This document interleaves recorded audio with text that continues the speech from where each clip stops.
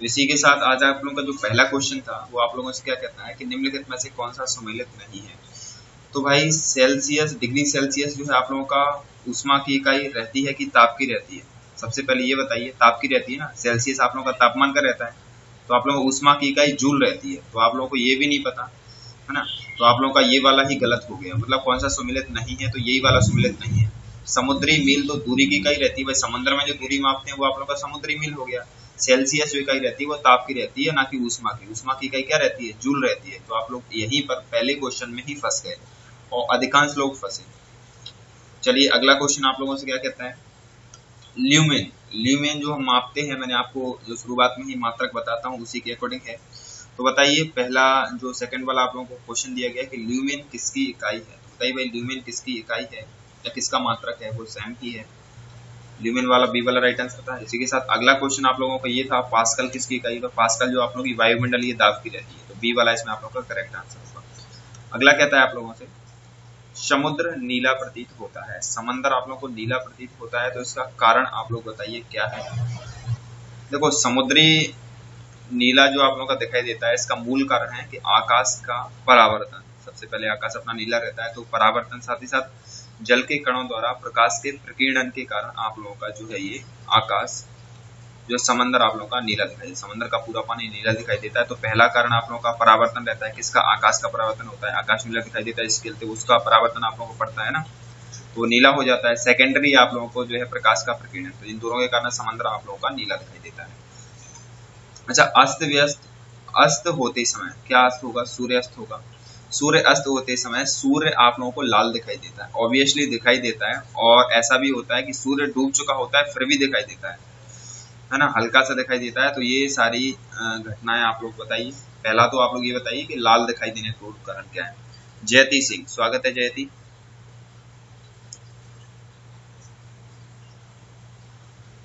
अस्त होते समय सूर्य का लाल दिखाई देने का मूल जो आप लोगों का कारण है वो है प्रकीर्णन। प्रकाश का प्रकीर्णन क्या रहता है? चमकना। प्रकीर्णन करना मतलब प्रकाश का प्रकीर्णित होना। अस्त होते समय लाल दिखाई देता है, तो लाल रंग का जो बेजानी हैप्पीनल आप लोगों ने देखा होगा, लाल रंग का विचलन सबसे कम होता है। मैंने इस तरीके से आप लोगों को वो स्पेक्ट्रम जब पढ़ाया था, तो उसमें जो है लाल रंग का विकिरण और प्रकीर्णन सबसे कम रहता है। तो प्रकीर्णित ज्यादा होता है प्रकाश का लाल रंग का, क्योंकि सबसे अधिक उसका, सबसे कम उसका विचलन रहता है ना। इसके चलते आप लोग का प्रकीर्णन के कारण सूर्य जो है लाल दिखाई देता है ना। अगला क्वेश्चन आपसे क्या कहता है, समुद्र के पतले झाग में चमकदार रंगों का बनना किस परिघटना का कारण है। समंदर में जब हम जो है सावन का झाग देखते हैं तो हमको क्या है, चमकदार रंग बने हुए दिखाई देते हैं। तो इसका मूल कारण बताइए क्या है। तो इसमें जो आप लोगों का राइट आंसर था कि जो है सावन के पतले झाग में चमकदार रंगों का बनना, ये आप लोगों का बहुलित परावर्तन और व्यतिकरण का एक घटना है। व्यतिकरण मैंने आपको बताया था कि प्रकाश की तीक्ष्ण सतहों से मुड़ करके जाना प्रकाश का अपना व्यतिकरण कहलाता है। मोटर कार में पश्च दृश्य के लिए, पश्च दृश्य यानी पीछे के दृश्य के लिए कौन सा दर्पण प्रयुक्त होता है। तो बताइए कौन सा दर्पण आप लोगों का प्रयुक्त होता है। पीछे का दृश्य देखने के लिए उत्तल दर्पण का प्रयोग होता है, क्योंकि उत्तल दर्पण जो आप लोगों का रहता है वो अधिक भाग को जो छोटे से भाग में जो दिखाने में सक्षम होता है, इसलिए उत्तल दर्पण का प्रयोग उसमें किया जाता है। अगला आप लोगों से कहता है माध्यम के तापमान में वृद्धि के साथ प्रकाश की गति, यदि माध्यम के तापमान में वृद्धि कर दी जाए तो प्रकाश की गति पर क्या उसका प्रभाव पड़ता है। देखो माध्यम के तापमान में वृद्धि होने पर आप लोगों का जो है प्रकाश की गति भी बढ़ जाती है। आप कहोगे सर कैसे। एक्चुअल में देखो जो भी सरलता से जो है प्रकाश की गति पर ही प्रभाव पड़ता है। यदि कोई सघन माध्यम होगा उसमें से जाने पर उसे थोड़ा सा कष्ट होगा। यदि विरल माध्यम, विरलता का मतलब जितना गर्म हो जाता है गैसीय अणु बिखर जाते हैं, माध्यम विरल हो जाता है, तो इसके चलते आप लोगों का प्रकाश की गति जो है बढ़ जाती है। तो ये वाला इसमें आप लोगों का राइट आंसर है। प्रकाश की गति कितनी है, प्रकाश की गति कितनी है बताइए भाई, कितना है प्रकाश की गति। तो प्रकाश की गति भाई सबसे इजी क्वेश्चन 3 × 10⁸ मीटर पर सेकंड, मतलब ये इतना मीटर एक सेकंड में तय करता है। ठीक है। सूर्य ग्रहण कब होता है, मैंने अच्छे से आपको समझा रखा है सूर्य ग्रहण कब होता है, कौन सी चीज आप लोगों के बीच में आ जाती है, कौन कहाँ रहता है, ये कंडीशन मैंने आपको पहले से क्लियर करवा रखा है। तो बताइए सूर्य ग्रहण जब होता है तब हमारे साथ क्या होता है। देखो आप लोगों से पूछा रहा है सूर्य ग्रहण कब होता है, तो सूर्य ग्रहण की कंडीशन मैंने आपको बता रखा है कि सूर्य, चंद्रमा सूर्य और पृथ्वी के बीच में आ जाता है। चंद्रमा जो आप लोग का है सूर्य और पृथ्वी के बीच में जो है आप लोगों का आ जाता है तो उस कंडीशन में सूर्य ग्रहण आप लोग का पड़ता है। मान लीजिए ये आप लोग का सूर्य हो गया, ये चंद्रमा हो गया, ये पृथ्वी होगा, सूर्य ग्रहण पड़ेगा, ये आप लोग का सन है ना। सूर्य ग्रहण जब भी पड़ेगा, सूर्य ग्रहण पड़ते समय क्या है कि ये देखो कोई सा भी ग्रहण पड़े, सूर्य ग्रहण हो या चंद्र ग्रहण, चंद्र ग्रहण पड़ेगा तो चंद्रमा का प्रकाश सूर्य तक नहीं, पृथ्वी तक नहीं पहुंच पाएगा, है ना। और यदि सूर्य ग्रहण पड़ेगा तो आप लोगों को सूर्य का प्रकाश पृथ्वी तक नहीं पहुंच पाएगा। अब यहाँ पर मेन कंसेप्ट ये बताता है कि चंद्रमा का खुद का प्रकाश नहीं है, वो बेचारे सूर्य का प्रकाश को इधर से उधर करता है, मतलब रात्रि में जो चमकता है वो सूर्य के प्रकाश को परावर्तित करता है, तब जाकर के वो चमकता है, ठीक है। तो अब दिन में क्या होगा, वो बीच में ही आ जाएगा, बीच में आ जाएगा तो सूर्य का प्रकाश पृथ्वी तक नहीं पहुंच पाएगा, जिसके चलते प्रकाश अवरुद्ध हो जाएगा और आप लोग का सूर्य ग्रहण लग जाता है, ठीक है। इसी के साथ आप लोग का option A he right answer होगा। किस गुण धर्म के कारण पानी से भरे बर्तन में डुबोई गई छड़ी ऊपर उठी हुई प्रतीत होती है? तो ये कौन सा गुण धर्म है? देखो आप लोगों से पूछा रहा है किस गुण धर्म के कारण पानी से भरी जो बर्तन में छड़ा आप लोगों की रहती है वो ऊपर उठी हुई दिखाई देती है। मूल इसका है प्रकाश का अपवर्तन, प्रकाश के अपवर्तन की घटना के कारण ये छड़ हमको उठी हुई दिखाई देती है। अगला क्वेश्चन आपसे कहता है एक समतल दर्पण पर आपतित किरण 60 डिग्री का कोण बनाती है, तो परावर्तन कोण क्या होगा? देखो मैंने आपको बताया था कोण जो हमेशा रहता है अविलंब के साथ बनता है, तो थोड़ा सोच करके जवाब देना, और बहुत ज्यादा कठिन क्वेश्चन नहीं है, बिल्कुल सरल क्वेश्चन है। देखो समतल दर्पण हो तो उसका आपतित किरण आप लोग का 60 डिग्री है, तो आप लोग का अपवर्तन या परावर्तन कोण जो आप लोग का है वो 60 डिग्री ही। अगला क्वेश्चन आपका क्या कहता है, अगर प्रकाश का आपतन कोण 90 डिग्री है और अपवर्तन के बाद कोण 30 डिग्री हो जाता है तो माध्यम का सूचकांक आप लोगों का क्या हो जाएगा? इसमें ऑप्शन सी के साथ आप लोगों को जाना है, ओके। अगला क्वेश्चन आपके सामने ये रहा, अभिदृश्य की फोकस दूरी का नेत्रका की फोकस दूरी से अनुपात किसके लिए ए अधिक होता है? थोड़ा सा फिर से सुन लीजिए, अभिदृश्य की फोकस दूरी नेत्रका की फोकस दूरी के अनुपात में किसके लिए 1 से अधिक रहती है? देखो आप लोगों का दूरदर्शी जो आप लोगों का रहता है उसमें जो वस्तु के पास में जो लेंस रहता है आप लोगों का अभिदृश्यक लेंस कहलाता है, और नेत्र के पास में जो आप लोगों का लेंस रहता है वो आप लोगों का नेत्र का लेंस कहलाता है। तो आप लोगों को पूछी जा रही है किसके लिए इसका अनुपात जो है 1 से अधिक रहता है, तो वो बताइए किसके लिए रहता है 1 से अधिक? इसमें जो आप लोगों का करेक्ट आंसर क्या रहेगा? वी। अगला क्या कहता है, समांतर क्रम में जुड़े प्रत्येक आर प्रतिरोध के 3 एक समान प्रतिरोध का प्रभावी प्रतिरोध क्या होगा? ये रेजिस्टेंस वाला है, थोड़ा सा ये ध्यान रखना है कि ये समांतर क्रम में जुड़े हुए हैं, समांतर क्रम में इस तरीके से रहते हैं, मैं आपको हिंट दे रहा हूं अभी से। तो प्रभावी प्रतिरोध बताइए, मतलब कुल प्रतिरोध कितना होगा? इसमें जो आप लोगों का राइट आंसर होगा वी वाला राइट आंसर होगा। किस तरीके से राइट आंसर होगा? जब हम समांतर क्रम की बात करते हैं, समांतर क्रम की, तो कुल प्रतिरोध जो आप लोगों का रहता है वो R इक्वल टू, मतलब कैपिटल R इक्वल टू आप लोगों का रहता है 1/R1 plus 1/R2 plus 1/R3, मतलब 1/R प्लस 1/R2। हम तीनों एक जैसे हैं तो 1/R plus 1/R plus 1/R लेंगे, है ना। और इसका एलसीएम लेंगे तो अपना कितना आने वाला है? R आएगा, ऊपर आ जाएगा 3। एलसीएम लेना आता है कि नहीं आता? ये R आ जाएगा, ऊपर आ जाएगा आप लोगों का 3। लेकिन आप लोगों का सॉरी ये 1/R इक्वल टू होता है। अब हमको तो लेकिन R इक्वल टू निकालना है, तो R इक्वल टू आप लोगों का हो जाएगा, आप लोगों का कितना हो जाएगा? R/3। ये आप लोगों का इसमें कौन सा? V वाला राइट आंसर होता है। अगला क्वेश्चन आपसे कहता है यदि किसी दर्पण को थीटा कोण घुमाया जाए तो परावर्तित किरण का घूर्णन क्या होगा? तो बताइए किसी दर्पण को यदि थीटा कोण घुमा दिया जाए तो परावर्तित किरण का घूर्णन आप लोग बताइए क्या होगा? इसमें आप लोगों का 2θd वाला राइट आंसर होगा। अगला क्या कह रहा है आप लोगों का, पूर्ण आंतरिक परावर्तन जब प्रकाश जाता है, तो पूर्ण आंतरिक परावर्तन किस कंडीशन में आप लोगों का रहेगा? आप लोग बताइए। उसकी एक शर्त यहाँ पर मैंने आपको पढ़ाई थी, तो उस एक ही शर्त के बारे में बताना है। चलो कर ही दिया। देखो ये जो आप लोगों का रहता है प्रकाश की किरण को आपको सघन माध्यम से विरल माध्यम में जाना चाहिए, तो ये जो आप लोगों का है तो सघन से विरल में जा रहा था, क्योंकि हीरा और कांच, हीरा जो है कांच की अपेक्षाकृत सघन रहता है। तो सघन और विरल जो आप लोगों का रहता है वो कहीं ना कहीं तुलनात्मकता को दर्शाता है कि दो आप लोग के हैं तो उनकी तुलनात्मक रूप से आप लोगों को बताना है ना। तो इनमें तुलनात्मक रूप से ये सघन है, ये विरल है। ये जल से कांच में मतलब विरल से सघन में, ये वायु से जल में, ये भी आप लोगों का सरल से सघन में जा रहा था ना, विरल से सघन में, ये भी आप लोगों को विरल से सघन। सिर्फ आप लोगों का सत्य रहती है कि प्रकाशीकरण को सघन माध्यम से विरल माध्यम में जाना चाहिए, ये पूर्णांतक परावर्तन की एक शर्त रहती है। अगला क्वेश्चन आपका क्या कहता है, जब कोई वस्तु दो समांतर समतल दर्पणों के बीच रखी जाती है तो बने हुए प्रतिबिंबों की संख्या कितनी होती है? भाई इससे ज्यादा सरल क्वेश्चन आप लोगों के लिए कहां से लाऊं भाई मैं? तो इनके बीच जो है आप लोग अनंत प्रतिबिंब होंगे, सी वाला आप लोगों का राइट आंसर होगा। अगला आपसे क्या कहता है, पानी में हवा का बुलबुला कैसे काम करता है, किस लेंस की तरह काम करता है, आपको ये बताना है। बताइए। देखो पानी में हवा का बुलबुला कैसे काम करता है, तो ये हवा का बुलबुला जो है अवतल लेंस की तरह काम करता है, सी वाला आप लोग का राइट आंसर आएगा। धूप के चश्मे की क्षमता कितनी रहती है? बताइए धूप के चश्मे की क्षमता कितनी रहती है, कोई बताएगा? क्षमता की बात कर रहा है तो आप लोगों का जो है जीरो डायोप्टर आप लोगों का राइट आंसर रहेगा, ए वाला। ओके, जिसे तत्व के परमाणु में 2 प्रोटॉन 2 न्यूट्रॉन और 2 इलेक्ट्रॉन हो, उस तत्व का द्रव्यमान या मास नंबर कितना रहता है? बताइए उस तत्व का द्रव्यमान कितना रहता है? मैं ये आपको बता चुका हूं कि नाभिक में आप लोग के स्थित रहते हैं प्रोटॉन और न्यूट्रॉन, तो उनका योग आप लोगों का क्या कहलाता है? द्रव्यमान संख्या। तो 4 आप लोगों का राइट आंसर होगा। नाभिक का आकार कितना रहता है? बताइए भाई नाभिक का आकार कितना बड़ा रहता है, कितना विशाल होता है नाभिक, बताइए। तो नाभिक के आकार की बात कर रहा है तो 10 टू द पावर माइनस का 15 है ना, तो आप लोगों को ये डी वाला याद जो है रखना है। तो ये इसके लिए मैंने आपको एक छोटा सा ट्रिक बताया था, deci centi milli micro nano pico femto. Femto आप लोगों का 15 घात को दर्शाता है ना, वो आप लोग की पावर्स वाला जो सिस्टम था, तो फेम्टो आप लोग 15 घात को दर्शाता है।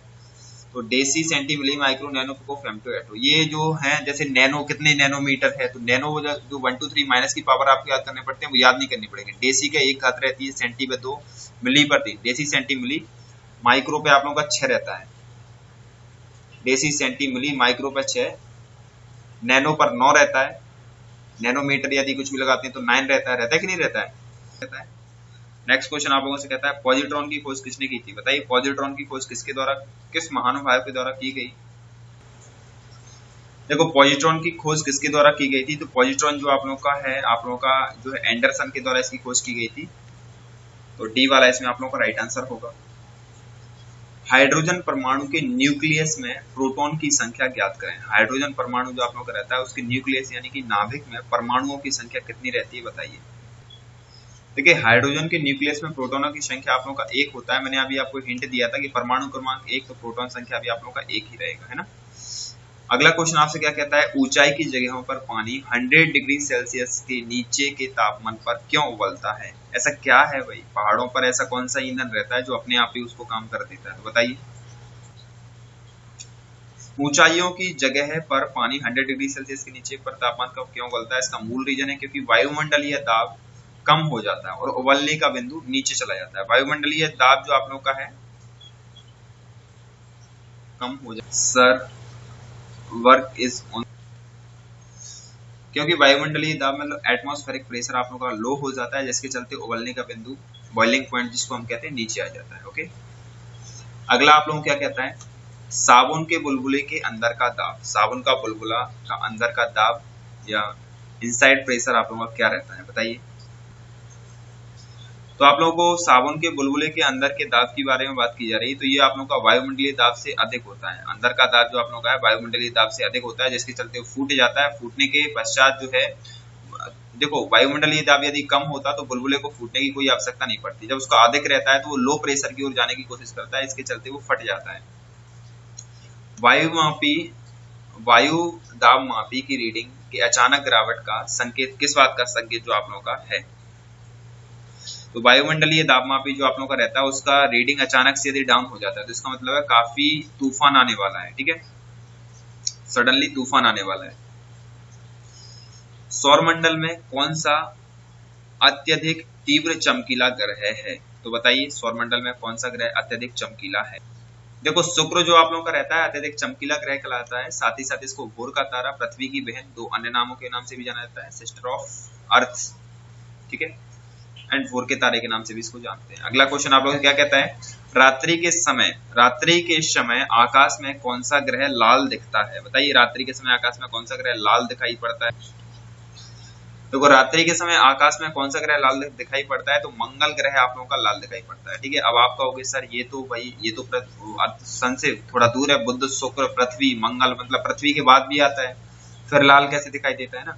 तो इस तरीके से आप लोगों का ए वाला राइट आंसर होगा 182 का। ठीक है, पृथ्वी का सर्वाधिक मात्रा में पाए जाने वाला तत्व कौन सा है? बताइए, पृथ्वी का सर्वाधिक मात्रा में पाए जाने वाला तत्व कौन सा है? अगला क्वेश्चन क्या कहता है? सबसे अधिक उपग्रहों वाला ग्रह कौन सा है? उपग्रहों की कुछ एक परिभाषा रहती है, जो ग्रहों की परिक्रमा लगाए एक निश्चित दिनों के बाद जो है उसकी परिक्रमा कंटिन्यू लगाता रहे। इसमें बृहस्पति ही आपका राइट आंसर होगा। दो ग्रह जिनके कोई उपग्रह नहीं है, वो दो ग्रह कौन कौन से हैं जिनका कोई भी उपग्रह नहीं है? दो ग्रह जो इनका उपग्रह कोई भी नहीं है वो आप लोगों का बुध और शुक्र है। तो इसमें बी वाला आप लोगों का राइट आंसर रहेगा। हाँ हाँ बोल तो दिया सर।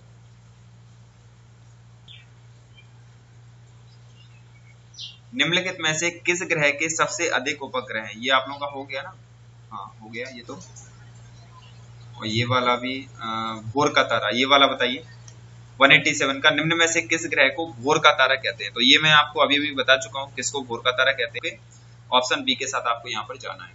अगला क्वेश्चन आपसे कहता है न्यूनतम तापमान संभव है। तो न्यूनतम तापमान कितना संभव है? इससे न्यूनतम हो नहीं सकता, वो तापमान आप लोग बताइए।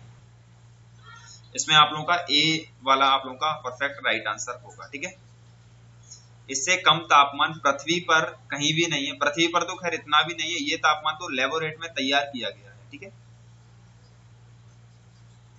अगला जो आप लोगों का है किसी मनुष्य के शरीर का सामान्य तापक्रम कितना होता है? तो बताइए, मनुष्य के शरीर का नॉर्मल जो आप लोगों का टेम्परेचर रहता है कितना रहता है? और मनुष्य के शरीर का सामान्य तापक्रम जो आप लोगों का रहता है वो 98 डिग्री फ़ारेनहाइट रहता है, और यदि इसे सेल्सियस में नापेंगे तो आप लोगों का 37 डिग्री सेल्सियस रहता है। ठीक है, इसमें ए वाला आप लोगों का राइट आंसर होगा। इसी के साथ एक छोटा सा ब्रेक आपको यही बताने के लिए कि यहाँ पर वो नहीं किया कैबिनेट। चलिए कोई बात नहीं, ये तो मेरा प्लस का है तो कोई आवश्यकता नहीं है। अगला क्वेश्चन क्यों चलते हैं। एक स्वस्थ मनुष्य के शरीर का तापमान अब कितना रहेगा बताइए? ये मैंने अभी अभी बताया आपको 37 डिग्री सेल्सियस। हेली धूमकेतु सूर्य की परिक्रमा करता है और फिर हमको कितने वर्षों में एक बार दिखाई देता है बताइए? तो हेली धूमकेतु 76 ईयर 76 वर्षों बाद दिखाई देता है। ठीक है, मनुष्य ने पहली बार किस वर्ष चांद पर कदम रखा? बताइए, मनुष्य ने पहली बार किस सन में चांद पर कदम रखा?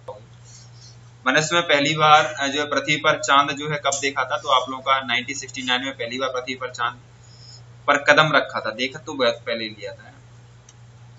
अंतरिक्ष यात्री को आकाश का रंग कैसा दिखाई देता है? अंतरिक्ष यात्री को सब कुछ काला दिखाई देता है। ठीक है, डी वाला इसमें आप लोगों का राइट आंसर होगा, क्योंकि वहां पर कोई प्रकाश आप लोगों का ऐसा नहीं है कि प्रकीर्णित हो रहा है, परावर्तित हो रहा है ना। लाल ग्रह रेड प्लैनेट के नाम से किसको जाना जाता है बताइए? इसमें जो आप लोगों का राइट आंसर है रेड प्लैनेट जो आप लोगों का मंगल रहता है, सी राइट आंसर होगा। लॉ ऑफ फ्लोटिंग यानी लॉ ऑफ फ्लोटिंग जो आप लोगों का सिद्धांत था किसके द्वारा दिया गया था बताइए? तो आर्किमिडीज के द्वारा ये दिए गए थे। तो डी वाला इसमें आप लोगों का राइट आंसर रहेगा। अगला क्या कहता है? मेघाच्छादित रातें स्वच्छ रातों की तुलना में किसके कारण अधिक गर्म होती हैं? बताइए, किसके कारण अधिक गर्म होती है? मेघाच्छादित मतलब जिस रात्रि को बादल चढ़ जाते हैं ना उसको हम मेघाच्छादित रात कहते हैं। डायरेक्टली आप लोगों का डी वाला ही राइट आंसर है, इसमें ज्यादा परेशान नहीं होना तो ठीक रहेगा। ध्वनि का एक अभिलक्षण तारत्व जिसको हम पिच कहते हैं, जो निर्भर करता है उसकी किस चीज पर निर्भर करता है आप लोग तो ये बता दीजिए। तारत्व जो आप लोगों का रहता है फ्रीक्वेंसी पर डिपेंड करता है। फ्रीक्वेंसी आप लोगों का रहता है पर सेकंड में जो आप लोगों का जितनी बार कंपन आप लोगों का रहता है फ्रीक्वेंसी आप लोगों का कहलाता है। ठीक है, तो तारत्व जो है जिसका जितना ज्यादा तारत्व रहता है उसकी उतनी ज्यादा पेचीदा आवाज जो है रहती है। ठीक है, तो लड़कियों के गले का तारत्व सर्वाधिक रहता है, आवृत्ति पर निर्भर ये करता है। अगला क्वेश्चन कहता है ऊष्मा के सर्वोत्तम और निकृष्टम चालक क्रमशः कौन से हैं? क्लियर, चांदी और सीसा जो आप लोगों का है वो सर्वोत्तम और निकृष्टम चालक आप लोगों के हैं। अगले और क्वेश्चन है भैया, तो मोटर कार में शीतलन या रेडिएटर किस सिद्धांत पर कार्य करता है? बताइए, किस सिद्धांत पर आप लोग कार्य करते हैं? आप लोगों का संवहन पर ये निर्भर करता है। तो मोटर कार में जो है शीतलन तंत्र रेडिएटर जो आप लोगों का रहता है वो आप लोगों का वी वाले के साथ आप लोगों को जाना है, कॉन्वेक्शन। हाँ वेरी गुड। अत्यधिक ऊंचाइयों पर भोजन बनाने के लिए प्रेशर कुकर बेहतर रहता है, क्योंकि जल का क्वथनांक अत्यधिक ऊंचाइयों पर कैसा हो जाता है। इससे रिलेटेड एक क्वेश्चन हम अभी कर चुके हैं। आप लोगों ने थोड़ा सा ध्यान नहीं दिया। मैंने आप लोगों से क्या बोला था, वायुमंडलीय दाब कम हो जाता है, बताया था कि नहीं बताया था। तो निम्नतम वायुमंडलीय दाब के कारण ऐसा हो जाता है, ठीक है। तो निम्नतम वायुमंडलीय दाब वहां पर होता है, इसके कारण जो है ये कम हो जाता है। अगला क्वेश्चन क्या कहता है, दो स्थिर आवेशों के बीच लगने वाला बल उनकी मात्राओं के गुणनफल के अनुपाती उनकी बीच की दूरी के वर्ग के अनुपाती रहता है। ये नियम किसके द्वारा दिया गया था। सबसे सरल नियम है ओम्स लॉ, जिसको हम कहते हैं ओम्स लॉ। ये वाला आप लोगों का जो राइट आंसर रहेगा। रुको रुको रुको रुको, ओम का नियम जो आप लोगों को कहता है वो तो देखो, एक अंक जो आप लोगों का विद्युत पथ के बारे में बात की जाएगी, जो एक स्थान से दूसरे स्थान तक ले जाने को आप लोग विभवांतर कहते हो। यसी को यदि अनंत से लेकर के आते तो आप लोगों का विभव कहलाता है। यही सेम पॉइंट आप लोगों का। इसी के साथ आप लोगों का आज का क्लास खत्म हो चुका है ना। तो इसको आप लोग एक बार और आंसर दे दीजिए। जो आप लोगों को पसंद आए तो इसको फ्रेंड्स के साथ शेयर जरूर करना।